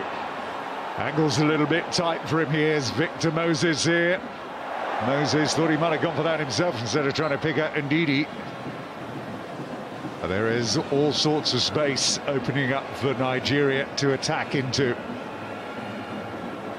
Yes, I'm sure they would love a fourth goal, but I think much more importantly, they need to be focused on a clean sheet. Not easy, of course, when you see the gaps opening up. There's one or two fresh players on the field who want to make an impact. And get just a little bit carried away and lose some of your discipline. There's Moses, crowd enjoying that moment again. Onatsi, Moses Simon is up. So too is Iheanacho. It's got to be a good delivery. Is Iheanacho makes it 4-0. Well, this really is turning into a crushing defeat here now for Cameroon. And I think since 1968, this is certainly the heaviest defeat they've ever had.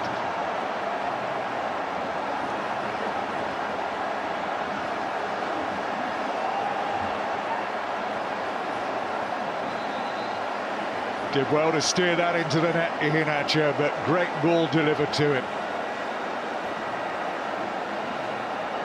Well, they can't believe their luck and good fortune. This has been so much easier than he could possibly have expected it to be. Yes, he would have dreamed of a result like this. Be absolutely delighted, Cameroon, that his team have been able to perform in such a fashion. Picking holes in his Cameroonian defence. The longer the game has gone on, that's a super ball from Inazi. The near post, really. Gadri probably should have. Well, it's a difficult cross to deal with. You know, you actually get a touch on that flies in past your own goalkeeper. And then actually just has to keep his eye on the ball and make it 4. 6 goals in 10 starts for Nigeria, and I told you that he liked September. This September starting as well as last year's did.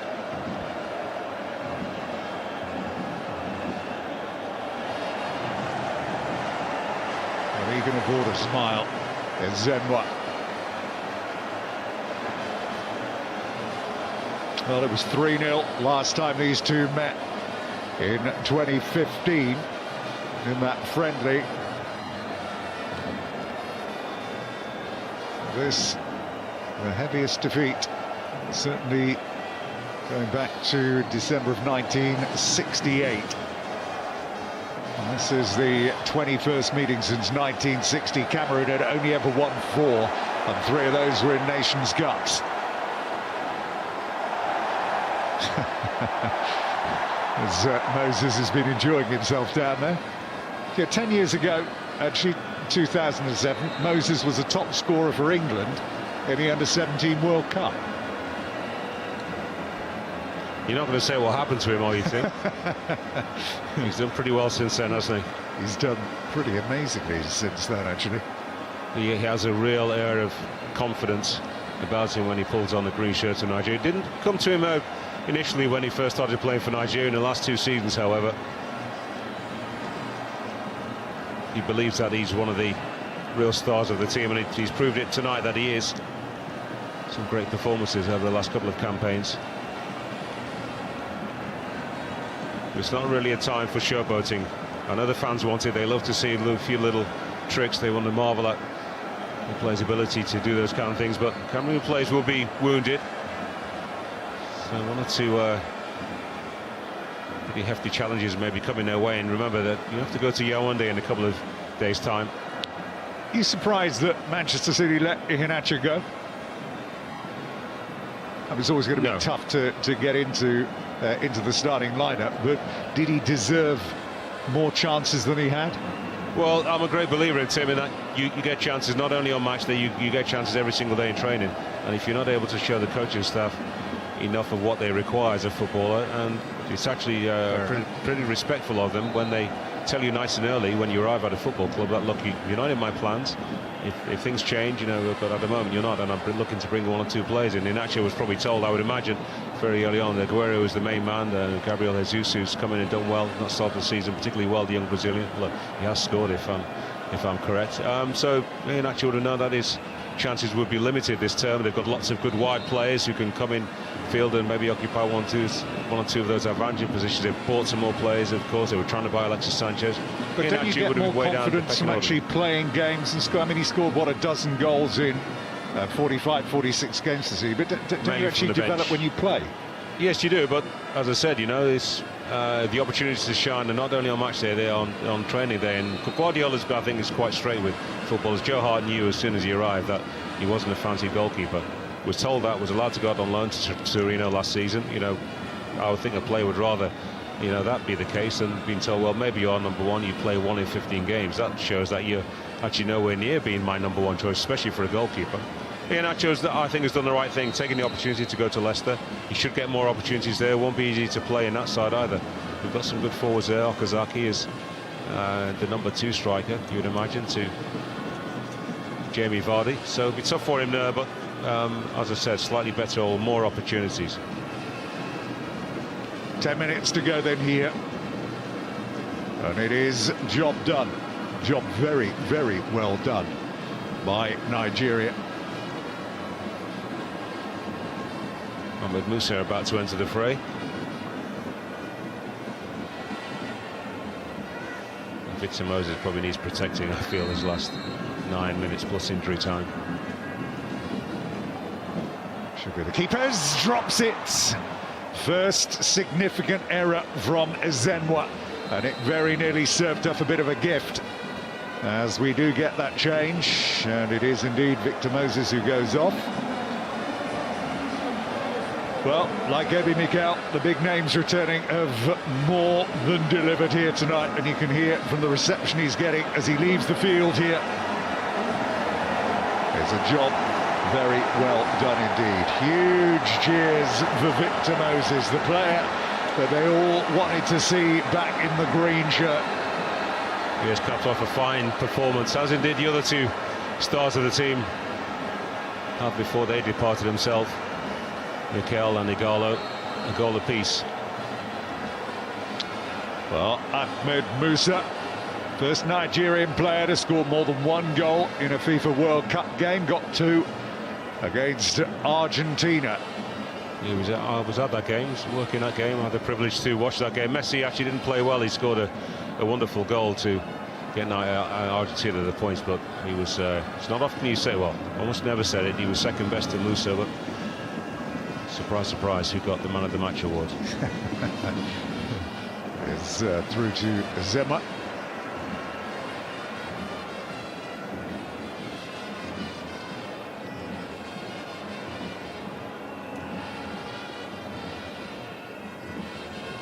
Well, it's such a massive confidence booster for the goalkeeper here, Zema. They've had all manner of problems in the goalkeeper position.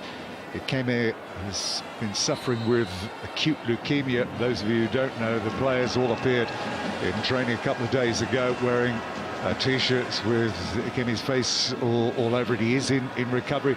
I've seen some pictures of him on Twitter yesterday, smiling away.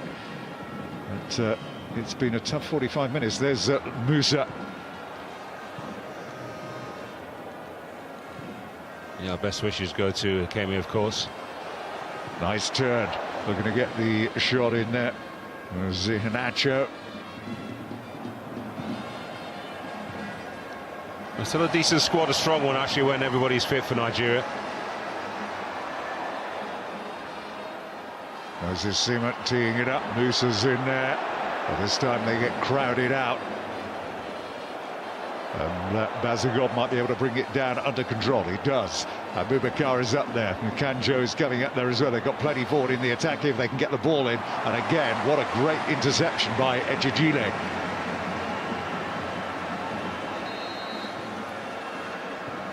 There's going to be another change here. He wanted a foul, Balogun. He felt that he was impeded as he dived forward a little bit recklessly, actually, to try and win the ball inside the Cameroonian half.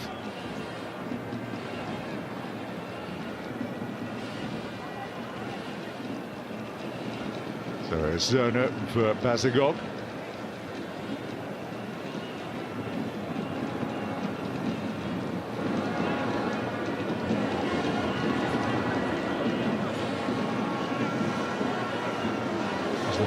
twice his place, hasn't he, Christian Basagog, before he was replaced, and I don't think that's anything to do with his performance, actually, just giving him a few minutes rest ahead of what will be an extremely tough task to try and reverse this scoreline on Monday evening. And again, they've gone deep. They were causing plenty of panic in the early stages of this game with their corner kicks, which Nagajwi and Teku were attacking full on. Not been able to replicate it at all. That's going to be a corner kick.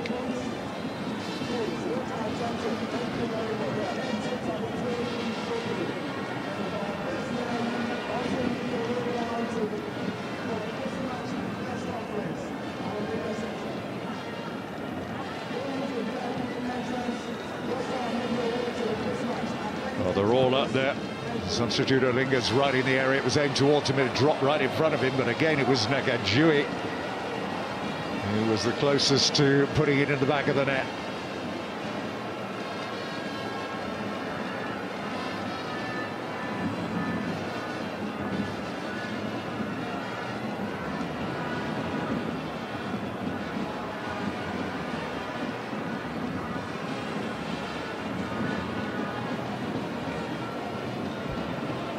Well, it's surely going to take something incredible to derail the charge towards World Cup qualification now for Nigeria.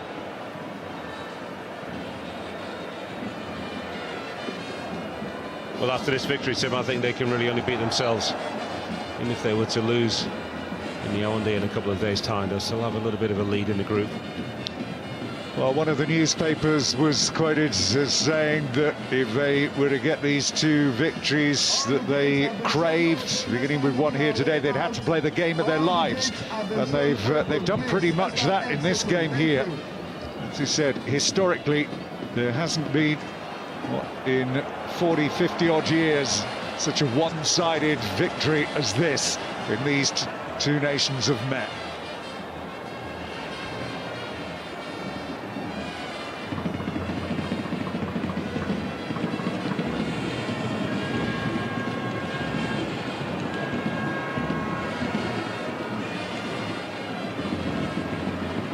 Referee's done a good job here, by the way, as well, hasn't he? Yeah, I think he exercises control authority over the match early on. Didn't flash any yellow cards unnecessarily. They weren't. In fact, it's been quite a clean game. And these matches actually pretty often are, despite the healthy and sometimes intense rivalry. Played in a good spirit. Echejile. I think the two yellows actually for both central defenders for Cameroon were justified, and in a way, Tim, they were actually the turning point, because he just gave Igalo just a little bit more freedom, just to use his body cleverly, as I said he would, and was able to muscle the two of them, manoeuvre them out of the way for the first goal. And in truth, Nigeria has not looked back since then. There's Agu. So well won free kicks. He got both of the centre-halves yellow carded, and then he took the opportunity when they were weakened to open the scoring. And Didi. And when we don't talk about the referee throughout the game, he's actually done a good job. Inacho's in again at the near post. Good defending by Teku.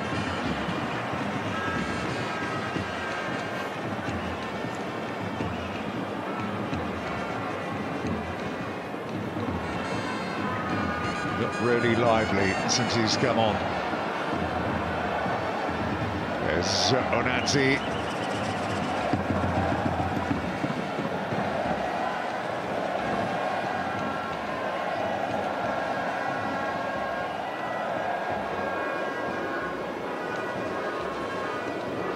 Nobody in the penalty area, but corner is conceded.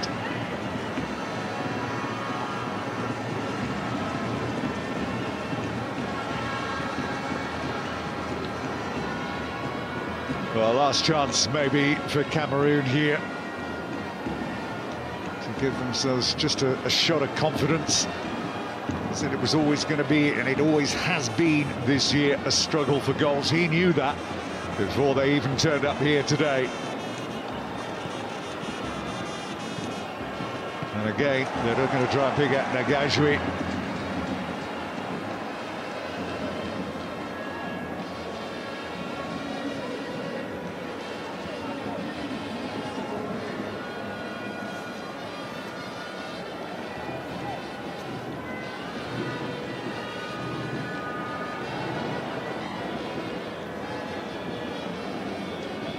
additional minutes of play here. This is Olinga.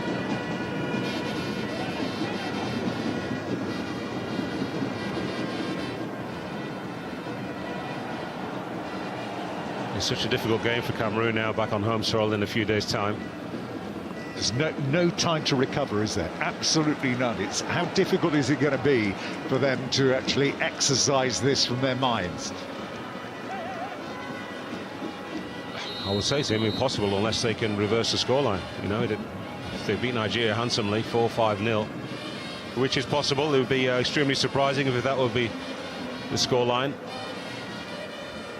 Well, they've experienced real extremes of emotion over the last 6 months for Cameroon.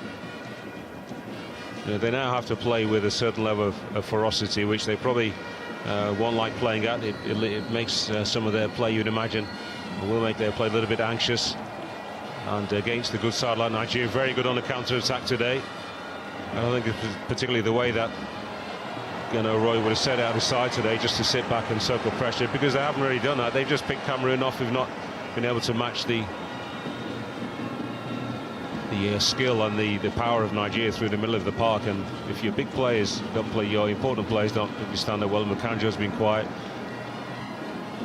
Boubacar's not had much service. He's not been able to get himself involved in the game. Sometimes as a striker you need to go looking for work, maybe outside your zone if you like, just to actually get a few more touches into. And let's not forget the mood of the nation, the mood of the crowd. You know, maybe it might not be the setup that they expect it to be. Maybe people will just be now put off and think that, right, you know, it's over here. We're not going to qualify for the World Cup. 7 points is too much of a gap. Yeah, Nigeria aren't going to blow up this stage. We'll just stay away. Yeah, that could certainly happen. Of course, you know, the players will sense that as soon as they arrive at the stadium. The press reports that they'll read over the next couple of days would not be nice when they get home.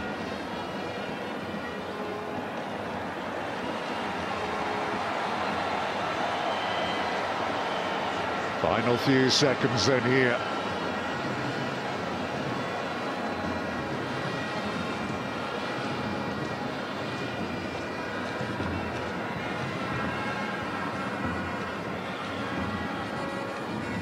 Time maybe for one last attack, perhaps, as Onazi. No, that is it. And the crowd rise to applaud this Nigerian team here today. Totally destroyed Cameroon, 4-0, and there's no gloss on that either. Goals from Igalo, from Obi Mikel, from Moses and Iheanacho. The big names that were absent for the recent losses against South Africa, perhaps most importantly at all, they're all back here today and they've all performed to their potential and they deserve to win. Absolutely, there can be no complaints about the result from the Cameroonian side of things. Outplayed, outmaneuvered. In the final third, Nigeria had all the answers. Cameroon weren't able to breach the Nigeria defence. In truth, Ikechukwu Ezenwa didn't have too many difficult saves to make. And all to play for on Monday. Nigeria will firmly believe that they are in the driving seat for Russia 2018. Coming up next, let's look at the goals then, if you've just come in late, and see how Nigeria beat Cameroon today. Fabulous ball from Obi Mikel and a great finish. Yeah, it was measured, isn't he? He sees Igalo out there, probably miles to more than the corner of his eye. It's perfectly weighted for him. Two centre-halves can't really get too close. They do. And Igalo is able to run away from them and muscle them out of the way. It's a great finish in the end because he's falling, he loses his right foot, but steers it home. 2-0, what a great goal that was. Again, just left the defender, who was Anguissa, for dead. It's a striker's goal, Tim. Anticipating, hoping that that ball is going to come beyond the front man. Once Igalo moves so far beyond the post, it was always going to happen. And the third goal coming just here on the counter-attack. You can see it'll be Moses involved again here. And you just felt at one stage here the move was beginning to actually run out of steam just there. As he checks back, but you know, the weight of the pass back to him, actually, to Victor Moses, is absolutely perfect, isn't it? He can decide to blast this ball, he can decide to guide it with a little bit of power, which he does. Moses always bending away from the goalkeeper. But to hit that as true as he did on a pitch which is as variable as this, and takes some skill. Yeah, good players, Tim. They'll find a way to get the job done, won't they, when things are not absolutely right for them. No excuses. Moses involved again, teeing it out up for the cross, and the goal from Iheanacho. Yeah, it looks an easy finish, but in the end, as I said during the game, Tim, he's just got to make sure that he's fully concentrated. It's easy for you just to take your eye off the ball, probably expecting the defender or indeed the goalkeeper to get a touch on this. There we go. It almost hits him in the end. He really doesn't power his head toward. He doesn't need to. Just a little bit of a twist and guide it into the empty net. There it is, and that is how the table looks tonight. Makes great reading. 3 from 3. Cameroon, are they down and out? Well, they need something on Monday, that is for sure.